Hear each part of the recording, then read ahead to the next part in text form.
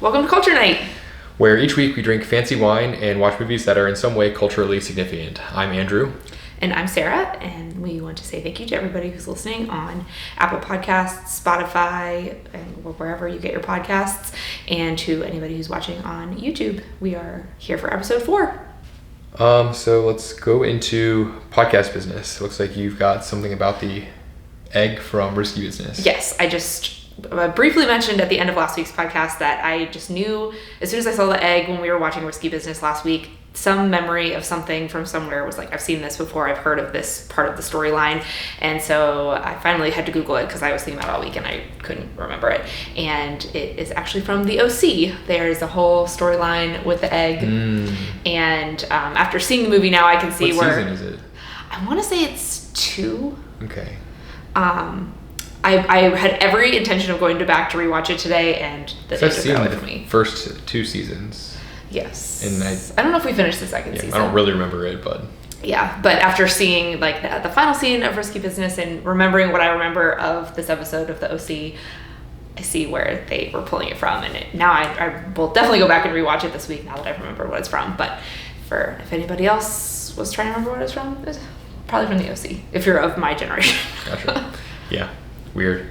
And yeah, so I just wanted to talk about how, like, right now, each week it's kind of random, like which movie we're picking right now, just kind of like what we feel like seeing or what sounds maybe interesting based on how we're feeling. But I think soon, hopefully after a couple more of these episodes, when we settle into like a rhythm, we can start looking into like grouping these by like a particular like time period or genre or actor or a series or something.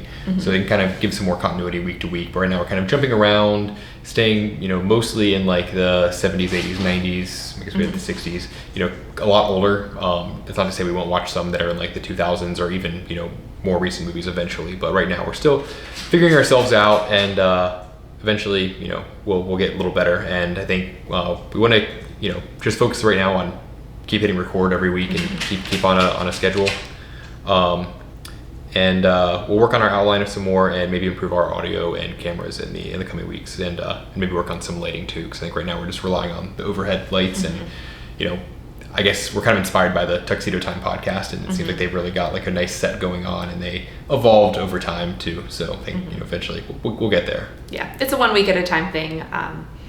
Like you said, our big focus is just trying to make sure we do it every week. We, it's time for us to hang out and watch a movie every week. We have 2 small kids that it's hard to find that time sometimes, that this is us carving out that time and being consistent right now. Yeah, but it's also nice because we've got a whole huge backlog of movies that we want to get through eventually. I swear every day we're like, oh, add that to the list, that we have really accumulated quite a backlog. Yeah, and maybe eventually once we have some more subscribers, or if some people like comment on like YouTube or on Twitter or Instagram or something, maybe give some recommendations, and we can watch those sooner on the list if they're requested, or just add them to the backlog and get there eventually. Yeah. So you ready to dive into this week? Yeah. What are we drinking? This week we are drinking Tobin James. We're sticking with what we know. Another James Gang Reserve, but this one is a 2017 Malbec. So a little newer than last week. A little bit newer than last week. I mean, I will just say, just sitting here talking in this opening of the podcast, I could get the fragrance was just coming out of my glass, and it much more fragrant than last week. Yeah, got a bit of earthy, like almost like soil sounds kind of like not appealing, but like I get a little bit of that.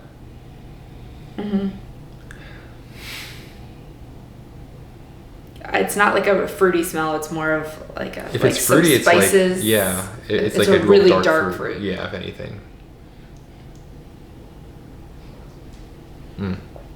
Tastes way different than it smells, though. It does.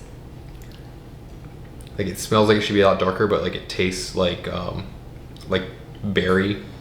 A little jammy. A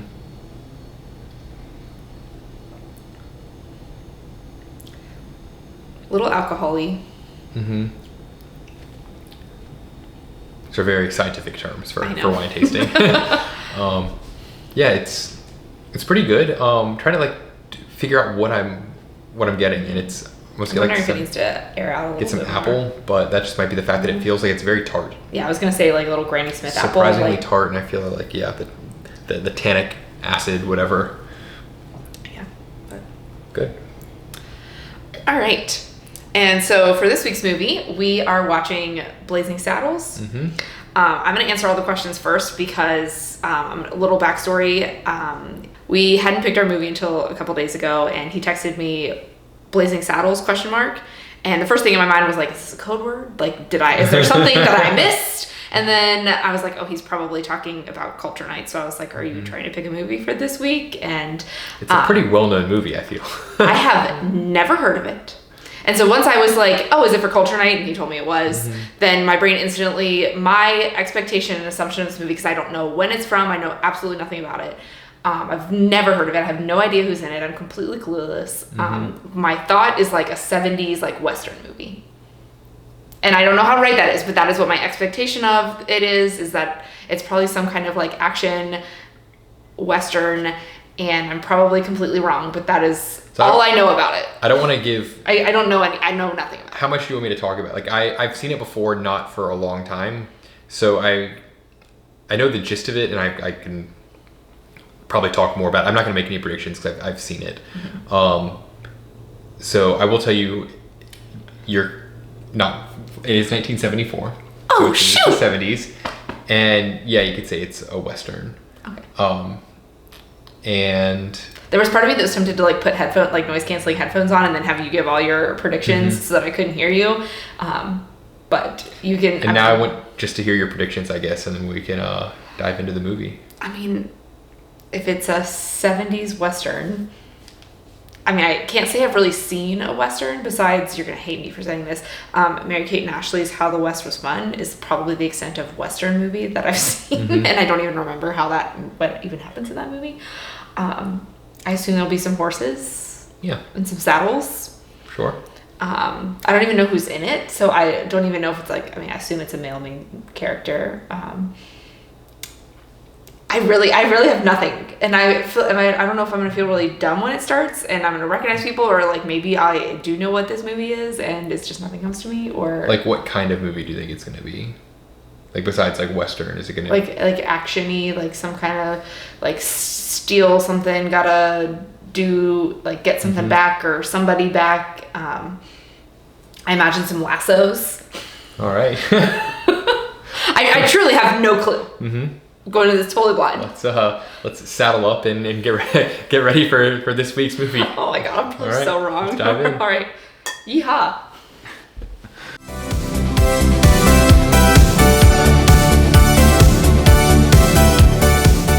don't know if I'm actually ready. Yikes. Well, that was fun. I don't know. I feel like maybe we need to rename this podcast Cringe Night instead of Culture Night, because yikes. I just I liked it. I'm interested to see your thoughts, but first we need to start with the wine rating. Wine, yes. Out of 10. I'm gonna let you go first this week. This isn't it. Every week I'm like, oh, let me spell it again. It's not it. Yeah. Hashtag after show black box. Yeah. After show wine of the podcast, unofficial. Wouldn't mind a sponsorship by Black Box, but for the wine, I'm gonna give it a 5.6. Okay, I was gonna say 5 even, but I could go to 5.6. It was not bad. Yeah. It was just, am I really gonna remember it? Probably not. That's what I'm saying. It was very didn't average. do much for me. Yeah, like it had some flavor. Wasn't bad. Just yeah. Yeah, I mean, like we've had a lot of wine from Tobin James where it's like I'll never forget this. It was a perfect 10, Tobin James. We love your wines. Please send us. No, it was good. I didn't really get much more like complexity after our initial thoughts on it. I mean, I will say I enjoyed it more than my first sip made me think. Like I think on first sip I was kind of like, oh, I don't know if this is going to be my favorite, but like it did get better. But there was not more to add to what we have already said about it. Yeah, it was good. a Malbec. Yeah. Yeah. And I don't know that we don't drink a lot of Malbecs. So I don't have a lot to compare it to. We do have another bottle of the same year, same Yeah, we can do that wine one. that I'm intrigued to try just to see if it tastes the same or if we got them in different shipments or how Let's we do that one for next week. See if we see what we think. I love it. Love that. Keep it fresh. And then next, obviously, is the movie rating out of 10. Remember, this is not like because it's culturally significant or because obviously you've never heard of this one, but regardless, what anyone else has thought of it, don't look at the rating. I already did, but I had kind of already thought about it. I mean, I want to say like a 4, like low 4s, 4.2, because I understand like the style of comedy. I get it, but it was just so unbelievably cringy for me as far as, especially in the 2020s, of how much more we've really tried to address things like race and all that kind of stuff, that it like physically hurt me to watch. Yeah, I'm gonna give it a 6.8. That's because I like some of the creativity, and I feel like, and I'll get into some of my notes, but some of the things that I feel like are kind of missing from movies nowadays, especially like from what I know of like a lot of the comedies that I've seen lately. It was pretty enjoyable, minus obviously some of the things that are kind of tough to watch nowadays. But I would say it was pretty enjoyable, especially last time I had seen this, and I hadn't ever seen it before. The first time I'd seen it, I definitely enjoyed it more. Knowing what was coming, it was also like a shock value at the end. It did get better, and I do think that, I mean, I've kind of thought this every week, that I've liked the movies more after I thought about it for a little bit. But like initial reaction coming straight off of it, it was just a lot to really take. Yeah, and some of the parts were kind of slow. Some of it was kind of weird, but for the most part, I'd say a 6.8. Yeah. I don't know if it will swing up into the 6s after I sleep on it, but I appreciate the like bigger picture things, I think, a little bit, but I don't know. I'm having a hard time getting over a lot of it. So next up is the description. I'll let you read that after I give my description. Your descriptions are usually better, but yeah. So I don't even really know how to fully give the synopsis of this one. It's like Cleavon Little's character he like escapes from some post Civil War work railroad system, whatever. And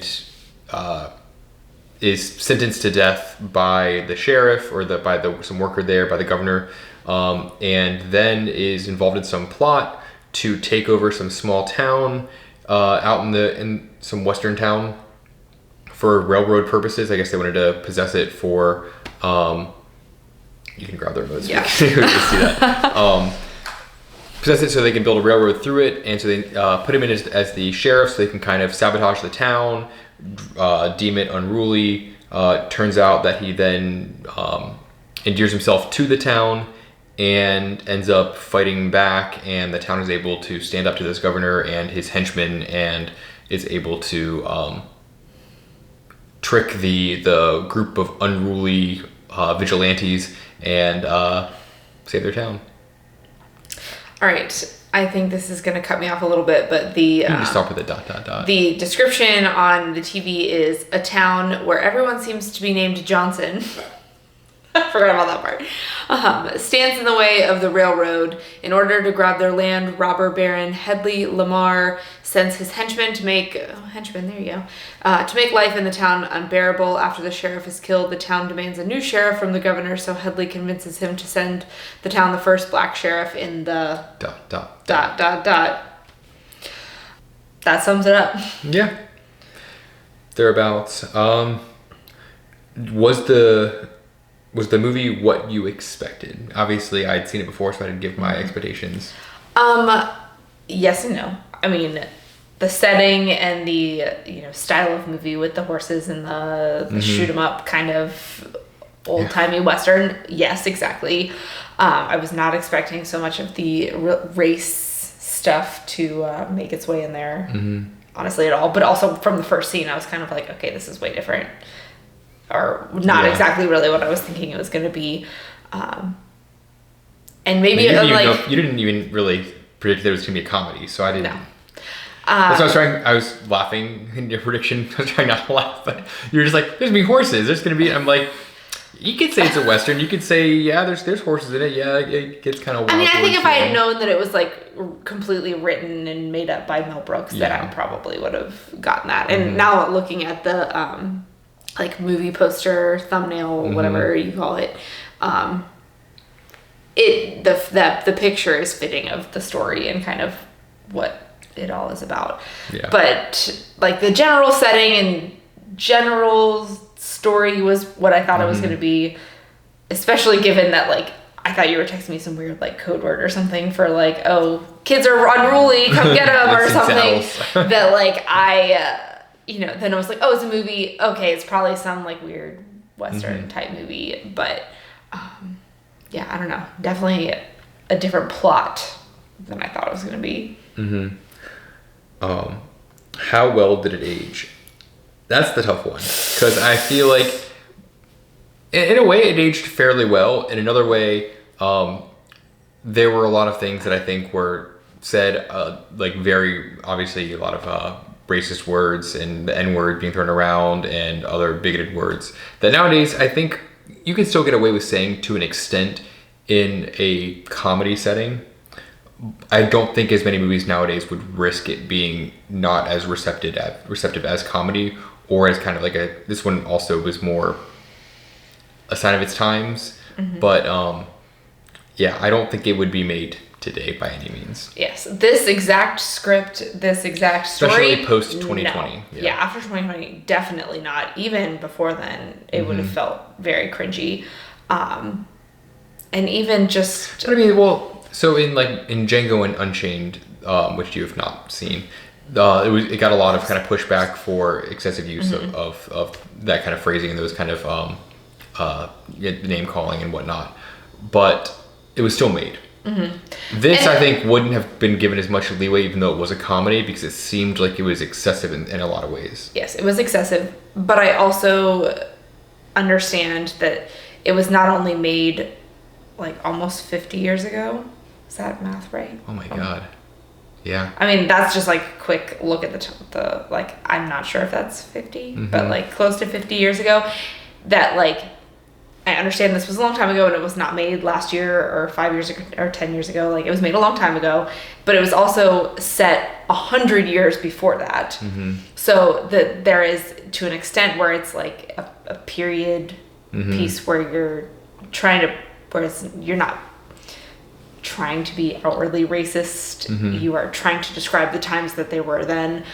So I was able to kind of get over it a little bit, especially the longer I watched it, but it definitely made me very uncomfortable. Yeah, I mean, and it wasn't just racism against like black; it was against like women, and they have all the Nazi symbolism in there, and the way they portrayed the Mexican workers and all that. It was in the Asian workers, Chinese. It was way over the top. And honestly, I paid attention to my first thought was the Chinese workers. I don't even know if they were like whatever. Were they Chinese or? I think it must be Chinese. Yeah. With the hats and everything, and I was like, "Ooh, that's cringy." And then all of a sudden they started talking, and I was like, "Oh God, this is not at all what I thought it was going to be." Oh, yeah. So could it be made today? Not really. No. No.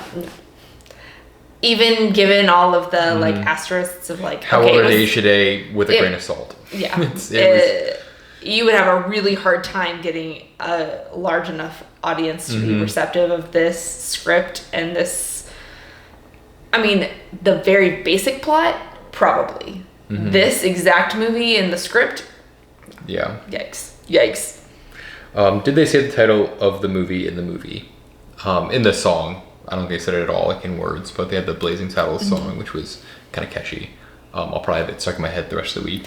I don't know the words to it, but I'll also have like Blazing Saddles the rest of the week. I don't even think I paid attention to the fact that it was in there. Played it a couple of times throughout the movie, but were there any actors that went on to bigger things? I feel like it was a pretty big name. Yeah, I can't really say whether they went on to bigger things or whether they're already big name actors, like Richard Pryor, Gene Wilder, Mel Brooks. I think were the three big names to us. I don't know if some of the other people were making cameos that were like big actors at the time. Lily Von Stoop or whatever her name was in Clue, which I got right off the bat, and But it's arguable whether those movies were bigger than this. Obviously, you've heard of Clue and you've seen those, they're bigger to you. But I think this was kind of probably a stacked cast for the time. For sure. I mean, the fact that I knew of the names of like 4 to 5 of these main characters from a movie from 50 years ago, that I knew them, means it was probably a pretty stacked cast. Well, and you knew what Mel Brooks' godson? Yeah, Dom DeLuise's son is in a Disney show. And that's, of course, why I know it. Always the DComs. Always the DComs. Hey, don't knock it. The DComs are going to come around on Culture Night, and I'm going to be living in my glory. Ooh, it's going to be a tough season. Does the title fit the movie? Yeah. I think so. I couldn't really think of a better title. Anything else would have been way too obvious of a title. Yeah, I was going to say it would have been too specific that I would have given it away. That it's just that, I feel like that's just a title of a Western style movie, and it just is. Yeah. And do you feel cultured after watching it? I mean, right now, no, because I've never not even heard the title of this movie before. I feel like I will feel cultured when it comes up in the future for me, or like it's referenced more, or like, I don't know. And I think as we watch more movies that like that were kind of not based off this, but have similar style to this, I think I'll appreciate it more. And so I guess yes, but I think you have to say that you feel cultured based on like seeing a comedy from 1974 and like just how like differently it aged today, and even if this wasn't like a big name movie, just seeing that and how different movies seem today. I think you get that bit regardless. Yes, I think it's just, especially after like Risky Business last week and The Graduate, and like those movies that I've heard a lot of, where this was a big name. I had literally never heard of ever. That like it just. I'm like embarrassed that you haven't seen this before. I'm embarrassed for you. This is a big movie. I don't know, like zero context for this going into it, so I'm sure I'll come around to the culturedness of it, and I appreciate a lot of that. So yes, like I do feel cultured. It's just hard to feel like, oh man, I've seen something that I've always wanted to see, like Risky Business, like last week, because I've never heard of it before. Crazy. Okay, so let's go into notes. Do you want to go first? Yeah, I'll go first this week. So my first note is literally, yikes. Could not be made today. Because I mean, they just jumped right in with the language and the racism, the stereotypes, and yikes. It was something, that's for sure. And then my next note is quicksand. This is something we talk about a lot. Is we have this running list between the two of us of things that as a child it was like, I'm going to encounter this all the time when I grow up, and I literally have not encountered it. I one really single time thought in my that life. like quicksand would be something I have to worry about. Volcanoes, tidal waves, nunchucks. I was ninjas. gonna say nunchucks were Like, definitely gonna be a bigger part of my life. Lots of things that I'm like, these are things I have to worry about all the time. There might just be like a volcano somewhere, or like quicksand as I'm walking down the street. The second they started singing, I was like, oh my god, it's quicksand, because it's not something that I feel like you've even talked about today. I feel like it came up a lot when we were kids, and I don't ever hear about it until this, which was obviously made before we were even born. Is quicksand even does it actually exist? What is quicksand? I don't know. I feel like I'm gonna be on Wikipedia tomorrow. I need a deep dive. Podcast Business next week is going to be explaining quicksand to our fans. Please. And then I was having a hard time getting the when the setting of this movie, as far as the timing and the vibes of it, because it's set in like, I guess the 1870s is the actual setting of it, but then there's the guy outside with the guillotine dressed like a medieval knight, and then every once in a while there's like the Nazis, and then I mean, I don't know, it felt all over the place, which I do feel like was kind of Mel Brooks' style of movie, is to like kind of mix. It felt very much like Monty Python. Yes. And have you seen Monty Python and the Holy Grail? I've seen it one time, but I did add it to our list that we need to watch sometime. So like it's got a lot of those vibes of things that are very anachronistic, just not part of the times, and kind of seem out there and way over the top. But yeah, I think that should have been one of the first giveaways. This is going to be a very out there movie. Obviously, the very first scene you kind of understand this is more of like a comedy and like joking around. But when you get to that point, you're like, okay, this is going to like be a little bit different. Yeah. I was glad though that they actually said it's 1874, that they actually gave it a physical number. Physical, I don't know if that's the right description, but to actually have a time period to put my brain around all the things they were talking about, even like when they were referencing presidents and stuff and realizing like Lincoln had only been dead for like 10 years or something like that. I guess like 8 years or something. Yeah. So was not really probably considered a great president by these people at that time too. That helped to give some context of what was going on. That I appreciate that they actually said that, but then there was all the other stuff thrown in, and obviously it was comedy, so it was not expected to be very accurate or by any means. But I was definitely thrown off by the medieval knight looking man outside the window. And then I just made a note about the weird sexual humor, because I just feel like that was kind of another sign of the times, and but at the same time that a lot of things don't really change. How they are presented to the world are different, but that making jokes about sex is still something that we like to laugh about, like when he was like humping the weird statue. Weird. That's a guy thing. I think it was weird, but I feel like that's still very much like all the comedy of today, and just different. And I think it just felt jarring, given that this was set in like the 1800s, and I feel like talking about sex at all in the 1800s was a hard no. That just I think out of the setting it felt weird. But then it was written in the 70s. That it was, my brain had a hard time wrapping around. Were you viewing it as if you were like an 1870s person viewing this? Oh my. Yeah. My word. And it also says not really my taste in humor. I do feel like it is a sense of humor of several generations before us, or not several like decades before us. Like it was definitely not our. And not to get like into like gender stereotypes, but I feel like it very much is more like boy humor than girl humor, in a lot of ways. And I don't consider myself super like shocked by a lot of things. Like I do appreciate a lot of boy humor, but I think this one was just like a little much for me. Yeah. And then I wrote animal rights, but I'm gonna read on your list that you wrote. So I typed animal rights and I look up at his list of notes because we have a shared Google Doc, and his says animals may have been harmed making this film. In the making of this film. Because usually the movie, so like at the end credits, it's like no animals were harmed in the making of this film. I just feel like in 1974, in a lot of the scenes that I saw in the stunts, I'm like, I think animals might have been harmed in the making of this film. I mean, I just really appreciated how we just wrote that very differently. I mean, those poor horses. I mean, they were just falling all over the place. And there was obviously some very fake horses there was in certain scenes. One that was very much like just a fake... like knock it backwards. Yeah. But other ones, I'm like, obviously they didn't actually punch the horse, but some of the ones where they fell over or fell into things. Or like slipped on things. I'm like, that's gotta hurt the horse. You can't... You can't train a horse to act that way and not... get hurt occasionally. Like another reason this movie might not be made today is be a little more CGI on the animals' parts. Absolutely. Those poor animals. And then I feel like I should have known this going into it, because they have the credits at the beginning of the movies in this time, and it was all these songs written by Mel Brooks and all this stuff that I should have expected the musical numbers, but they just always felt very random to me and very weird. And see, and I wrote that I think that some movies need more original music numbers. I just think, especially in comedies, it's just fun. It's different. It's creative. I appreciate it in the comedy setting, but it also gave me some really strong Family Guy vibes.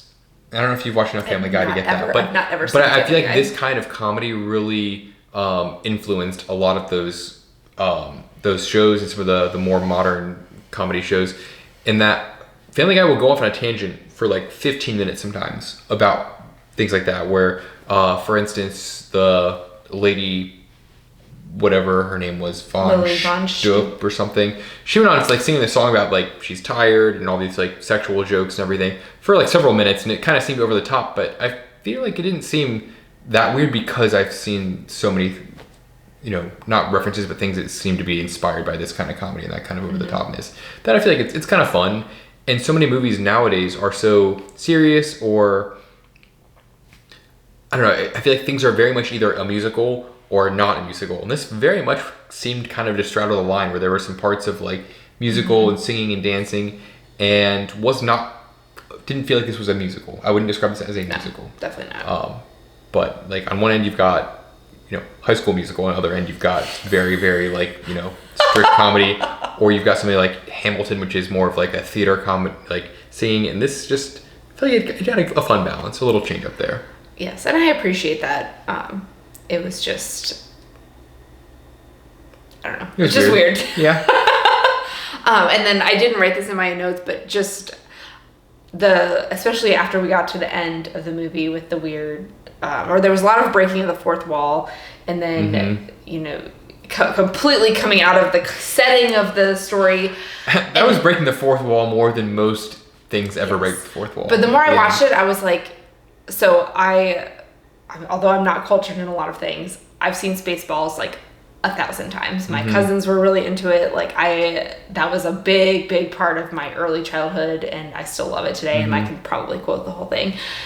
So having seen that and like knowing how much Mel Brooks was involved in that, and like that this was written by Mel Brooks, that like some of those, like, and even going back to the knight and the guillotine and all that kind of stuff, that like out of context stuff, you see a lot of that in that too, that I kind of figured, or I saw a lot of the connections between the two of like, that's just his style of comedy, and a style of that time too, of kind of that comedy, and I don't know, like breaking out of things. In Spaceballs, he's clearly making fun of Star Wars, which you still... But it gets very like meta too. You still need to see it. I feel like it would make you appreciate that more. I have a note here that I really... especially want to watch more like quote unquote real Westerns to really appreciate what this is making fun of. Like obviously I was able to enjoy it and it was kind of funny. But I think a lot of this probably makes fun of a lot of the common like recurring cliches or tropes. Like especially that he kind of mentions one of the cliches in there about like, we'll cut him off at the pass. I'm sure that probably pops up a lot of time in a lot of Western movies, that it makes me want to add those to our list of culture night movies to see some like really old Westerns. Yeah, and honestly, that's kind of what I thought I was getting from this, was going to be, going into it, I thought it was going to be like a true old Western. But I think this will be, I will be glad to have seen this when we do watch a true, like a John Wayne Hopefully movie. we can take it seriously after seeing something making fun of it. But, yeah, okay, I'm feeling more cultured the more we talk about it. And I knew I would come around to it, but it was just hard having zero context of it, that it's not like it's like checking a movie off my bucket list kind of thing. Yeah, I guess because this wasn't already on your list of movies, it's a bit different. But was it even on our like master list? I don't know, I didn't go back to look to see if it was. And I got a lot of like Splash Mountain vibes, not just on the whole like racism part, but more of like the sounds, like that weird, it's not like a guitar, but it's like that, a banjo. Yeah, but now I feel like a banjo's more like high pitch, like do. But this was more like a really low. As soon as you said it, I was like, this is absolute Splash Mountain vibes, and I think like just like that, like that weird. I don't even know that. And I mean, I don't know if I'm thinking this because they're replacing Splash Mountain with the Tiana Bayou type thing, but like it's almost that like that like Louisiana Bayou sound. I don't know. No, I get exactly what you're saying. Yeah, I thought that too. It's weird, and it was very like, I don't even know what that instrument's called, but I need to look it up. Yeah, but also I just like thinking back on this movie, I like hear the crickets and the reeds of the swamp, and even though it was obviously not set in a swamp, it was in the desert, but I don't know, it absolutely gave me Splash Mountain vibes. There's one part of Splash Mountain where you're kind of going around like the bend, and it's like more of a Midwestern like setting, and I think that's where you kind of hear that. Next on my notes, I had that frontierman, he looked like he was played by Kurt Russell from like 2020. Which obviously this was a long time ago filmed, but I don't know if that like influenced what Kurt Russell wants to look like today, but it very much felt like him playing a frontiersman, which is wild. Yeah, gibberish frontiersman. Yeah, just the way he looked like what Kurt Russell looks like nowadays. So some of the quality and the acting and just like the overall like effort almost gave me some feeling of the movie Step Brothers, where it's like some of the movies, there's some of the jokes they made they knew were over the top, or they knew it was like a weird thing to yell or cut off a scene. It seemed kind of like abrupt in some situations because they like had a joke and they cut it off, or it seemed like they were filming a blooper and they decided to make it part of the movie. It felt like it wasn't taking itself too seriously. And I remember when I saw Step Brothers for the first time, I was like, this seems so lazy. They're basically just milking this for money. They didn't put any effort into actually filming this. But now I'm looking at it and I'm like, I feel like some comedies just need to be, they don't need to be super polished or super like, well acted or anything. They can just be a comedy. They can be that like abrupt, you get the joke, you move on. It kind of made me appreciate some of the more, not that Step Brothers is super new, but like more of the modern comedies in that they don't have to be super polished. And I think that's why this is not about Step Brothers, but that's why I liked Step Brothers, is like, it knew what it was, and it just kind of leaned into it, and making that reference here, like, I very much see this at the time. They knew that this was not too, like, they weren't trying to take themselves seriously, and just, it is what it is. And I also noticed something with the frame rates. I think there was one scene in the beginning when they were dancing, and it seemed like they tried to stretch out something that was filmed at 24 into slow motion. It seemed like it was kind of jittery, which is something I feel like most people wouldn't notice, but having like done a lot of videography lately, it's something that I really kind of saw. And then later when they were in the cafeteria, after they'd broken the fourth wall and broken out of the set, sliding on the cafeteria, you could see so much of it felt or was clearly sped up, because it just looked unnatural, and you could tell it was just played back at a higher rate to make it look like things were happening faster than they were. And I would love to know what, like, they were actually like at this time, what was it filmed at, and what did they speed it up or change it to? 24, I'm sure. Just knowing what I know about digital. I mean, that's the whole reason of like the videography now is being at 24, is because that's like what film was filmed at. That just, it was very noticeable, having spent so much time editing videos in the last year and a half, that especially the one at the end where they were trying to speed up the like food fight scenes and stuff like that. I was like, oh god, this is so clearly sped up, but it's not done well. Yeah, but it also like. But it shouldn't be done well, because it was 50 years ago. It's in a comedy, and they'd clearly broken every rule of movies by breaking out of the set in the movie. But I do love that though, and I think, and I probably should have put this in my notes too. It almost gave me like Disney vibes, and I guess kind of to your Splash Mountain thing.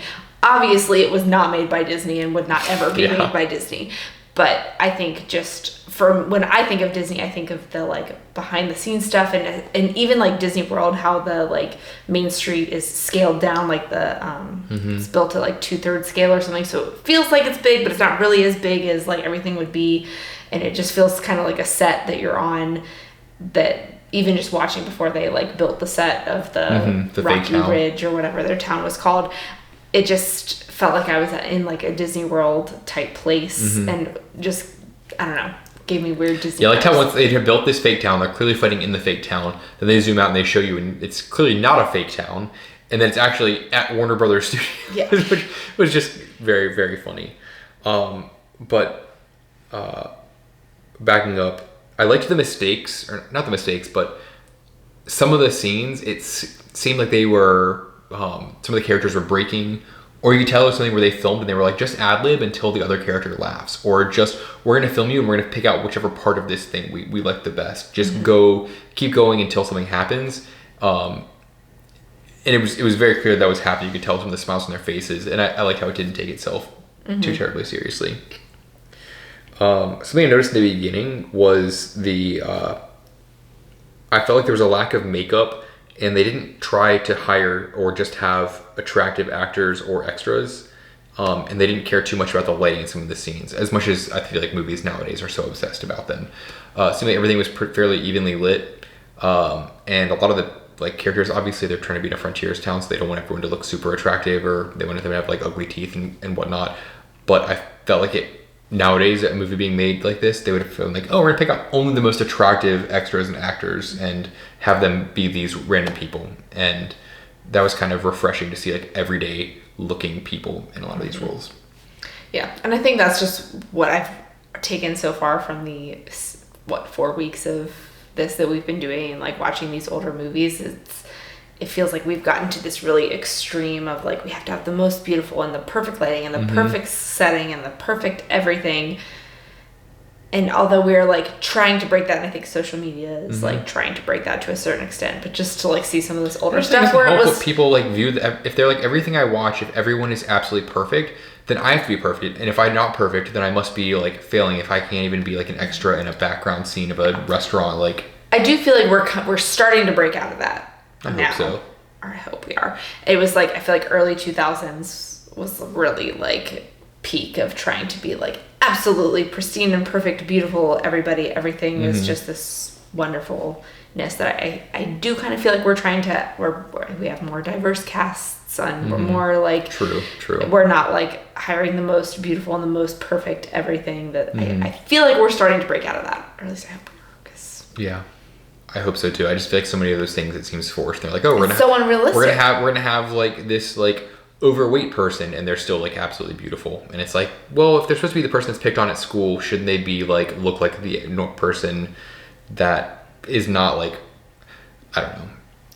Yeah. It just feels kind of forced in a lot of ways in a lot of the more modern things, but hopefully that is getting better. It is refreshing in these older movies to see more of that diverse, not diversity, but like not everybody is this like Hollywood perfect actress or actor. So also like in this movie, moving on, like the trope of chugging bottles of liquor, I don't know if like anyone who's ever made a movie has ever like actually tried to do that. That's a lot of liquors to chug, and they're like, oh, this person like pounds this entire handle of whiskey to function. I don't know if I've ever seen someone take like a true full bottle of liquor to the face. Like, I mean, if anything, it's like pour a shot of liquor or like, pour some in a glass, but I've never seen someone truly just like pick up a handle of something. And they're sitting there and they're just like eyes are still focusing on things and they're just talking and chatting and they're moving around. It's like they're trying to act drunk occasionally, and I'm like, you wouldn't be breathing if you drank that. And it just seems like so common to be like, oh, we're just gonna chug this bottle. And they do this in Animal House as well. They chug the entire bottle of whiskey, and I just feel like that seems way over the top of something to do. Not to mention movies where people rip like 10 shots and like that's just a normal thing to do. Like The Greatest Showman, like, where they literally knock back like 20 shots in that one song. And then they're dancing on the bar. I'm like, that's unrealistic. Act like you've ever drank before. That's just wild. Definitely not realistic.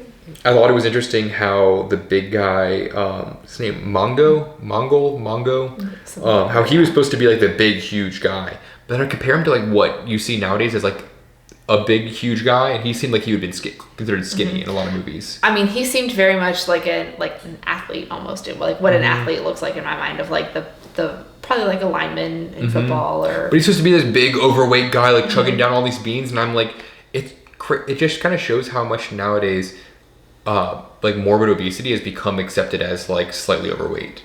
And like he seemed like he was at most overweight. That's something I think we're gonna find a lot the more we watch these like older movies, is how much that the old like the big huge school bully. It's like nowadays he'd be like the average sized guy, because it's the obesity crisis has just gotten so crazy. The animals may have been hard to make in this film. Need more musicals. Obviously, we covered the fourth wall being just completely obliterated, where they broke out of not only like just there were a couple times where they acknowledged the audience, like spoke directly to them, smiled at them, and then they just completely broke out of it and just broke off the set and just got kind of wild at the end. I was wondering what your thoughts were on the ending, just especially compared to The Graduate, and how that just went from like it's kind of weird, I can't see where this is going, to suddenly it's like way off the rails. It was different than The Graduate. Like The Graduate, I was definitely not expecting at all, and I wasn't expecting this either, obviously. But as soon as it started happening, I was just kind of like, okay. And I don't know if that's because, and not that Spaceballs is the same in any capacity, but I felt a lot of the similar vibes of that movie, that it didn't, it was like, oh, okay, I get it. Well, I think this was also a comedy. I think if this had been more of a serious movie, it would have been a lot more jarring. Yeah, and I think because they'd already broken the fourth wall a couple times, like through the actors and like looking at the camera and stuff, that once it like really went out of it, it was just kind of like, okay, we've already done this a couple times, that like why not do it more? And honestly, I think the ending made me like it even more. Like I had such a hard time with all of the racism and the like cringiness of how different times are now compared to this, that the ending was definitely my favorite part, where it was just kind of like, fuck it, over like, the top everything. It was really cool seeing, because the shots of the Chinese theater, they had the Warner Brothers studio, and that's like what it looked like in 1974. That wasn't like a throwback or a recreation. That's what that looked like. That I wanted to like pause on that and just look around. I think that's why I loved it. And the ending for me was like a 7+ on the 10 scale. The rest of the movie was just weird and cringy to me, but I loved the ending because, you know, it wasn't what you expect. It lent into the comedy sense of it, was like, we're not taking ourselves too seriously. We're just going to completely throw you for a loop and do something that you're not expecting. I was also kind of hoping that, like, or thinking about, you know, when this movie premiered, were they at the Chinese theater? Did they do some kind of like live action, like role playing of that? Like, how cool would that have been? I feel like the premiere must have been like different than what was actually then released. I think they almost might have like cut some of that in. It just seemed like, because I feel like it would have been so cool to be like, oh, we're premiering this at the Chinese theater and having like, you know, the whole audience of these people seeing this movie, and then they come like in their outfits, like running down the state, like, you know, kind of break out to a certain extent. I feel like that could have been like super, super cool. And I love the idea of old Hollywood and stuff, that to see those behind the scene things, I was like, let's pause it and just watch it for a second, because that's so cool. I like the idea of them. I'm gonna look at this up on Wikipedia afterwards. I want to see, like, read more about this, but they have like the bulls staged in the theater that they showed there. I'm like, I could imagine there being like a big over the top like showing of this movie just to make it more of an experience. And I think that'd be, you know, really, really cool to then be part of like that and say like, oh, I was there and I saw the movie, but like before it was really done, I was kind of part of it, even though I was seeing the premiere. Would be really cool if that actually happened. But yeah, I the ending was definitely my favorite part of the movie. That was one of the main things that I did like remember going into this, is that I remember the where the white women at from Cleavon Little there, of them acting as, or trying to trap the KKK members. The shaking hand scene, just the hand I shoot with. And like that was really it that I really remembered, just kind of those three things. It's like I kind of remember that it was over the top comedy, that they really broke the fourth wall at the end. I will say, once you reminded me that Gene Wilder was Willy Wonka, then I couldn't unsee that. And I've only seen that one, that version of the movie, maybe once. I've also only ever seen the Johnny Depp one twice, maybe. Like, I'm not super familiar with those movies. But as soon as you said it, then I couldn't unsee it, and I just like heard him as like creepy Willy Wonka. See, I think this and that one's Willy Wonka, right? Willy Wonka the Chocolate Factory. The original is Willy Wonka, and then I think the newer one is. Yeah, I can't remember. There's the book has a name. There's two movies with alternate names. I've only seen like those two might be the only two Gene Wilder movies that I've seen. I really want to see Young Frankenstein, because it's another one that he's really famous for. But yeah, I am very intrigued to see more of what his comedy was like. Because some of those scenes, it looked like he was kind of like laughing. I kind of thought that things were ridiculous, that I didn't know if this was how much influence he had in the movies versus how much was he just kind of like, I'm kind of over this. And I feel like he very much loved this kind of movie. And that was what that weird smile was for. Yeah. I just kind of assumed that's like just how he was. I mean, I don't really know a lot of him. And he told me to put my phone away while we were watching it, because I was just like, I need to look at a picture of him out of the context of this to process like what his facial expressions are. Kind of to what you're saying of, you know, are you just like acting this way, or are you over this, or, you know, how are you? I think it's just kind of the vibe he always gave, was that weird soft smile. And that's the vibe I got from this. It's the soft smile. That's exactly what it is. It's unnerving to me a little bit. I don't like it. But yeah. So now you have now seen Blazing Saddles, the movie you didn't know existed until yesterday. I did not know what I was missing, I guess. It was certainly something. And I think this is one that, like, podcast business, I'll need to do like a quick little like, okay, I've sat in this for a week.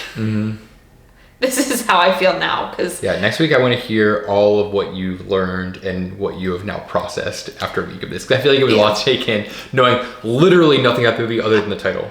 But I will say, commend you. I wish I could do that more about so many more movies. I mean, I will say it was a really fun experience because we were talking before we were like did all of this tonight, and I was like, I want to answer all the beginning questions first before you say anything. I don't know what year this is from. I know absolutely nothing about this movie that I want to go into it knowing as little as possible because I've never even heard of it. That I feel like, so like I'd heard of The Graduate, I'd heard of Risky Business. Like you hear of a lot of movies that's why they're on the list. That this one I didn't even know existed until yesterday. That it was honestly a good experience for this. Yeah. So I'll be thinking about it this week. I'm sure I'll have things to say next week, but it was something, that's for sure. All right. Yeah. Episode 4. Episode 4. Cheers. See you next week. Catch you next week.